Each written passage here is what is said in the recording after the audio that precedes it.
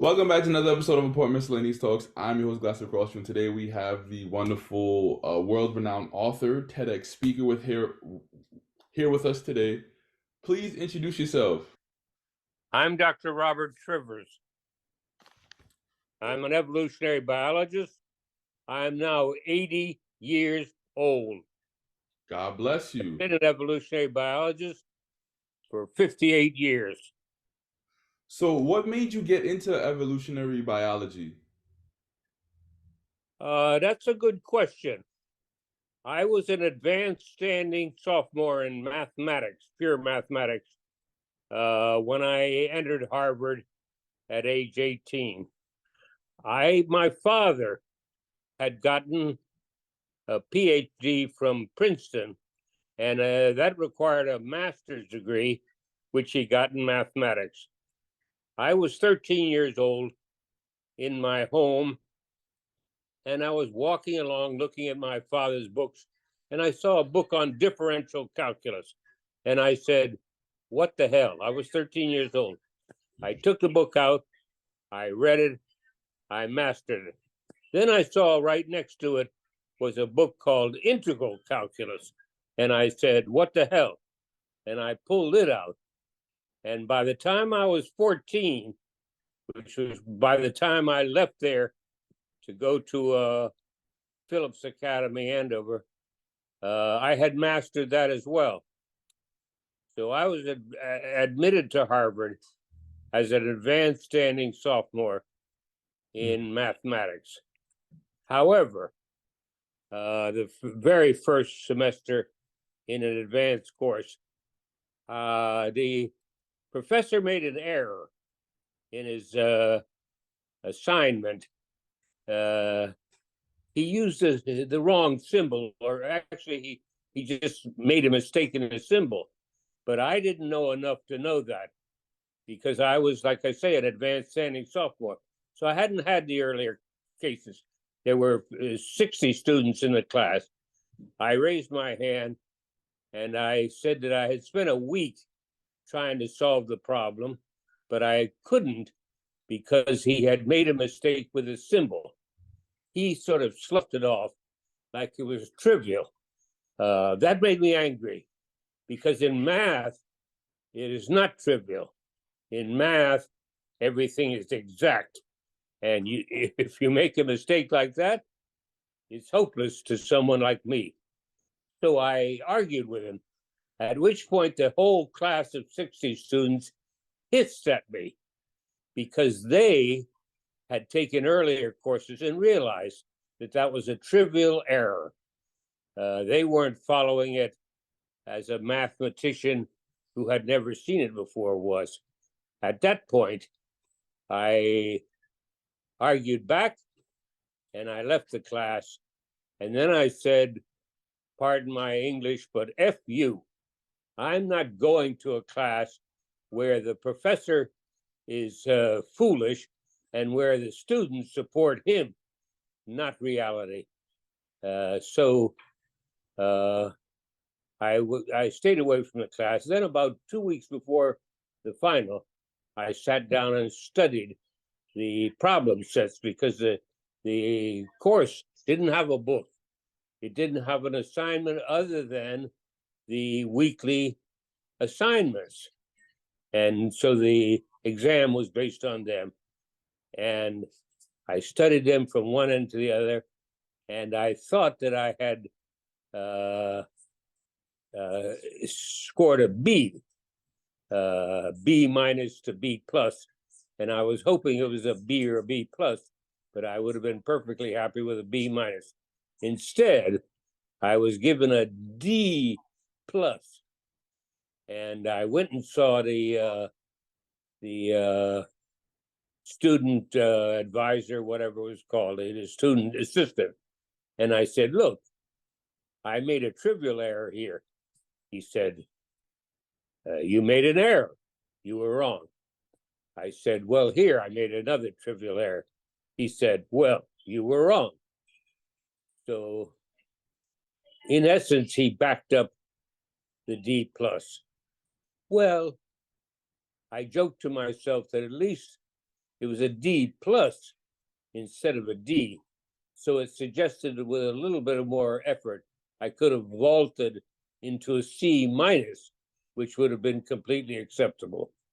So in any case, to speed this thing up a bit, I left mathematics at the end of the year and studied U.S. history instead, planning to be a lawyer. And I graduated from Harvard with a degree, a bachelor's degree in U.S. history. I was not admitted. Oh, okay. When I was 21, I had a mental breakdown. That was connected with my first love affair with a beautiful Black American woman. And I didn't sleep for 2 weeks. And finally, I crashed. I didn't know A from B or Y from Z. And I was hospitalized for 2.5 months at Mass Mental Health Center and given medicines, Thorazine and Selazine, which were the standard antipsychotic medicines back then. Selazine still is a standard one. And so I recovered. And then I'm afraid I may have lost my train of thought here, and you've got to forgive me for that. I'm 80 years old, and I was born in 1943, and it's now 2023. So that's 80 years ago. And so sometimes I lose my train of thought, which, by the way, is something that happens to you, begins to happen to everybody when they reach age 65. In any case, I for some reason, and I cannot remember it exactly, I got interested in evolutionary biology. I was interested in animals. I was interested in living creatures.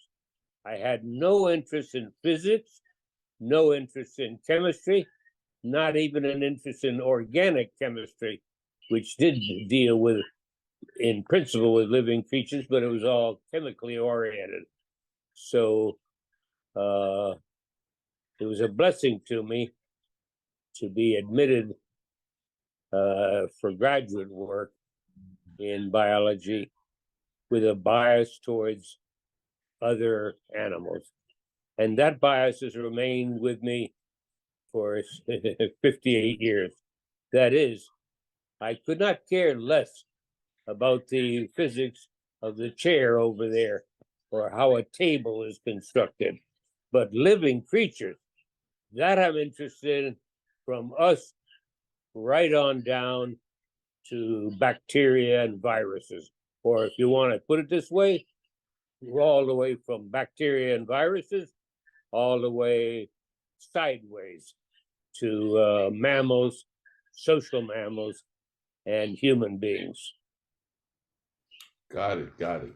So why do humans lie to themselves with regularity? Why did we say that again, sir? Why do humans lie to themselves with regularity? Well, that is a theory I came up with later on. That is, first of all, we lie to each other for benefit. I can steal from you if I lie to you. I can steal to you from a variety of ways. I can steal property. I can steal your mate, so to speak. I can steal this, that, or the third thing. Now, self-deception, but that's a co-evolutionary struggle where I am selected to be better at deception, but you are selected to be better at detecting deception. So it's a co-evolutionary struggle. One gets better, the other gets better, and it drives them both upwards. In that co-evolutionary struggle, I realized that self-deception was an advance that would prevent you from getting the cues that I was practicing deception. Because if I practiced self-deception, then I no longer gave you the cues. Let me give you an example. We know that if I'm lying to you, I have an unconscious tendency to raise my voice a little bit. It goes up a bit. And that's presumably because of the pressure of trying to deceive you. And you could be selected to pay attention to the rising voice. Now, you could pay attention to it unconsciously and say, that mofo is lying, and you don't even know exactly why. Or you could be conscious of it, and you could say, oh, Bob's voice is rising whenever he talks about such and such. So he's practicing deception. But if you practice self-deception, then that is removed from an avenue for you to spot my deception, because I've deceived myself. So now, when I lie to you, if I practice self-deception, my voice does not rise. It stays the same. So self-deception removes a cue to deception that would be useful to you to spot the deception. Now, that was a revolutionary insight, in my opinion, because there was no good theory of self-deception. I could review for you the history going back a few centuries, really, but never mind. And I'm not sure I could review it very well. So self-deception was an evolved feature of a co-evolutionary struggle between deceiver and detector of deception, self-deception. Now, of course, self-deception in principle has a cost too, because if you're self-deceived, then you no longer have the information available to your conscious mind. Is it a good or bad thing that we lie to ourselves so often? Well, that's a good question. My answer off the top of my head would be that it's not a good thing to lie to ourselves, that it interferes with various cognitive processes, and it also makes us more deceptive without being aware that we're lying or deceiving. So I believe that self-deception is not a good idea, and that there must be means for us to combat our tendency towards self-deception.